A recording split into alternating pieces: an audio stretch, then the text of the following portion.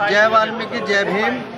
अब भाई दिल्ली में जो बच्चों के पेपर लीक हो रहे हैं ना, कहीं प्रशासन ने उनमें लट बजा रहे, और जो माता बहनें अगर वहाँ पे बैठी धरने के लिए तो उन्हें प्रशासन क्या काम करते हैं, अंकों के ऊपर जो वगैरह भाई लट्ठी वट्ठी चार्ज बहुत बढ़िया तरह कर रहे हैं प्रशासन वाले।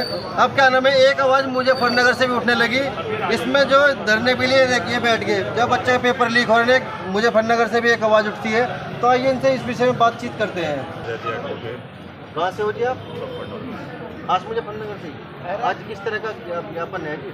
कल जो जंतर मंतर पर ये बच्चे अपने भविष्य के लिए पेपर लीक के बारे में शिक्षा मंत्री से इस्तीफे की मांग कर रहे थे, कुछ और भी मांग की सर्विसों के लिए जो पेपर लीक हो जाते हैं सर्विस में भी, वो अपने भविष्य के लिए मांग कर रहे थे। वो बैठे थे जो एक साइंटिस्ट हैं, 15 अवार्डों से, नेशनल इंटरनेशनल अवार्डों से सोनम वांगचुक जी को इस देश की सरकारों ने नवाजा है, और उनके बाद भी उनको शांतिपूर्वक तरीके से निहत्ते थे वे, उनको घसीट कर लाठी चार्ज किया गया, उनको मारा पीटा। छात्र छात्राओं को जो हमारे प्रधानमंत्री जी बात करते हैं बेटी बचाओ बेटी पढ़ाओ, वो नारा भी ऐसा महसूस दिया है कल की घटना को देखकर कि वो खोखला है, क्योंकि वहाँ पर छात्राओं को भी घसीटा गया है,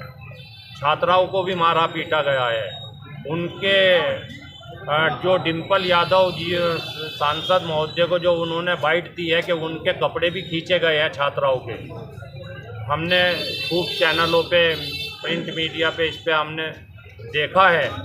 हमारा मन विचलित हुआ है कि छात्र हमारे बच्चे भी हैं, ये सब हमारे बच्चे हैं जो छात्र वहाँ बैठे हैं, हम अभिभावक हैं और हमारे भाई भी हैं, भतीजे भी हैं। इस देश के आम नागरिक जो अपने हक की लड़ाई के लिए संघर्ष कर रहे हैं डेमोक्रेटिक तरीके से, संवैधानिक तरीके से, अगर उसको कुचला जाएगा तो वो देश के लिए अच्छा नहीं है, ना संविधान के लिए अच्छा है। पहले भी सरकारें आई हैं, सोनम वांगचुक जी के पिताजी बैठे थे भूख हड़ताल पर, जो सन 1984 में इंदिरा गांधी जो हमारे देश की प्रधानमंत्री थी, उन्होंने स्वयं जाकर उनका भूख हड़ताल जूस खिलाकर तुड़वाई। अगर इसी तरह से जो धरना प्रदर्शन चलता है, अगर उनकी मांगे अगर पूरी नहीं होती है तो आप मुजफ्फरनगर से किस तरह से आवाज़ उठाओगे?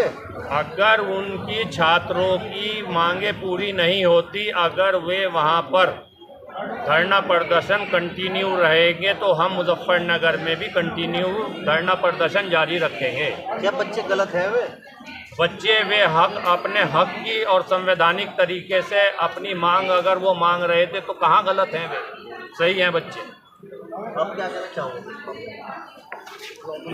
ये गुंगो बैलों की सरकार है, संविधान का हमारा आपसे एक सवाल है, हमारे एक सवाल है, इस सरकार में सुनवाई क्यों नहीं हो पा रही? इसका कारण क्या हो सकता है? देखिए, जब पूंजी बहरी सरकार हो जाती है, तानाशाही, हिटलर के बारे में पढ़ा होगा।